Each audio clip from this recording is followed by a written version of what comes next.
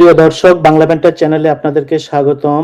আজকে আমরা বাংলাদেশের নতুন প্রধানমন্ত্রী তারেক রহমানের প্রিয় চলচ্চিত্র এয়ারফোর্স ওয়ান থেকে তাকে বোঝার চেষ্টা করব। তারেক রহমানের প্রিয় চলচ্চিত্র এয়ারফোর্স ওয়ান। নির্বাচনের আগে টাইম ম্যাগাজিনকে তারেক রহমান জানান, আমি সম্ভবত মুভিটি ৮ বার দেখেছি। তো যে কারো সাইকোলজি বা মনস্তত্ত্ব বুঝতে তাদের প্রিয় মুভি, প্রিয় বই এসব খুব কাজে দেয়। বিশেষ করে কেউ যখন একটা চলচ্চিত্র অনেকবার দেখে তখন সেটা তার মনোজগতের অনেক কিছুকেই উন্মোচিত করে। বাংলাদেশের বড় দলের নেতা এবং বর্তমানে বাংলাদেশের প্রধানমন্ত্রী হিসেবে শপথ নেবার কারণে তারেক রহমানকে বুঝতে পারাটা বাংলাদেশের জন্য খুব গুরুত্বপূর্ণ। প্রিয় মুভি ছাড়াও তিনি বলেছিলেন তার প্রিয় উদ্ধৃতি স্পাইডারম্যান মুভি থেকে নেওয়া, with great power comes great responsibility, অর্থাৎ মহাশক্তির সাথে আসে মহান দায়িত্ব। তিনি বলেন, এটা আমি পুরোপুরি বিশ্বাস করি। এয়ারফোর্স ওয়ানে ফিরে আসি। পুলিৎজার পুরস্কার পাওয়া চলচ্চিত্র সমালোচক রজার এবার্ট এয়ারফোর্স ওয়ান সম্পর্কে কি বলেছেন সেটা জানা যাক। হ্যারিসন ফোর্ড তার সময়ের হলিউডের সবচেয়ে প্রিয় এবং বিশ্বাসযোগ্য চলচ্চিত্র তারকাদের একজন, এবং তিনি এয়ারফোর্স ওয়ানে প্রায় অসম্ভবকে বাস্তব রূপ দিয়েছেন। তারকা শক্তি কিভাবে পুরনো ক্লিশে ধারণাকে নতুন প্রাণ সঞ্চার করতে পারে তার একটি ভালো উদাহরণ এয়ারফোর্স ওয়ান। তো সিনেমার মূল বিষয়বস্তু, গ্যারি ওল্ডম্যান সন্ত্রাসীদের একটি দলের নেতার ভূমিকায় অভিনয় করেছেন যারা মস্কো থেকে বালি ফেরার সময় আমেরিকার প্রেসিডেন্টকে বহনকারী এয়ারফোর্স ওয়ানের নিয়ন্ত্রণ নেয়।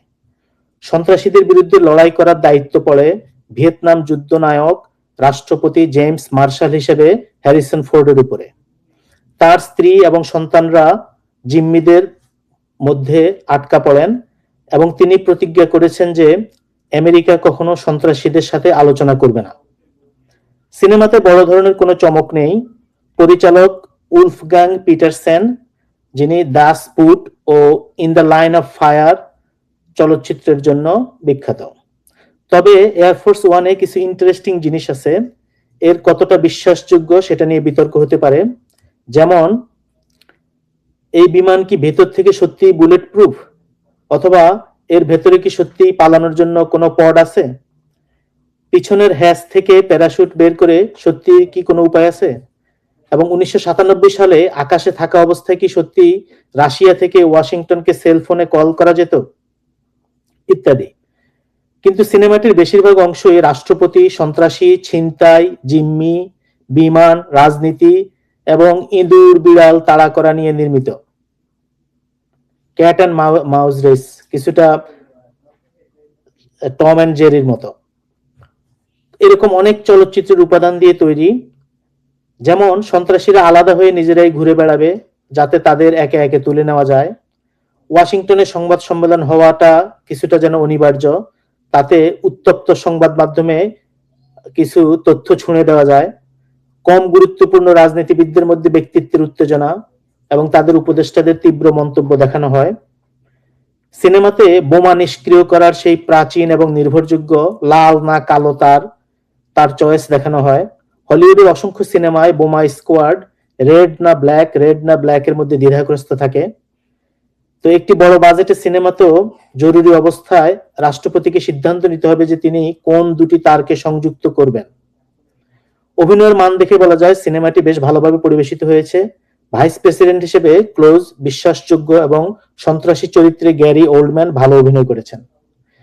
হ্যারিসন ফোর্ড রাষ্ট্রপতি হিসেবে অবিচল এবং কমান্ডিং। দর্শকেরা দ্বিধাদ্বন্দ্বে থাকে যে একজন মধ্যবয়সী প্রেসিডেন্ট কি তার সিক্রেট সার্ভিস এজেন্টদের চেয়ে হাতে কলমে লড়াইয়ে সত্যি ভালো করতে পারবেন। তো এয়ারফোর্স ওয়ান চলচ্চিত্রের পরিচিত উপাদানগুলির একটা মোটামুটি দক্ষ প্রয়োগ।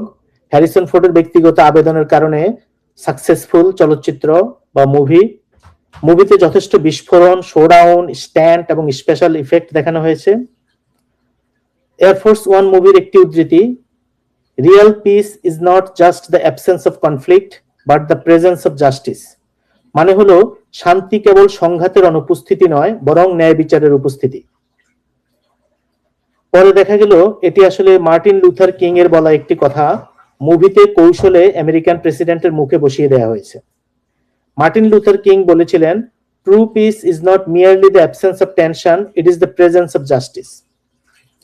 তো এই ব্যাপারটা খুবই ইন্টারেস্টিং, কারণ তারেক রহমান দেশে ফিরে ঢাকার পূর্বাঞ্চলের 300 ফিট এলাকায় গণসংবর্ধনা মঞ্চে বাংলাদেশে তার প্রথম বক্তৃতায় বলেছিলেন, আই হ্যাভ এ প্ল্যান। তিনি বলেন, মার্টিন লুথার কিং এর একটি বিখ্যাত উক্তি আছে, আই হ্যাভ আ ড্রিম। তার সেই উক্তিকে অনুসরণ করে বলতে চাই, I have a plan. Bangladesh ও বাংলাদেশের মানুষকে নিয়ে বিএনপি এবং আমার পরিকল্পনা আছে। এয়ারফোর্স ওয়ান মুভিতে মার্টিন লুথার কিং এর বাণী ব্যবহার করা হয়েছিল, যেটা তারেক রহমানের ফেভারিট মুভি। এর থেকে বলা যায় বুদ্ধিবৃত্তিকভাবে Tarique Rahman Martin Luther King এর অনুসারী।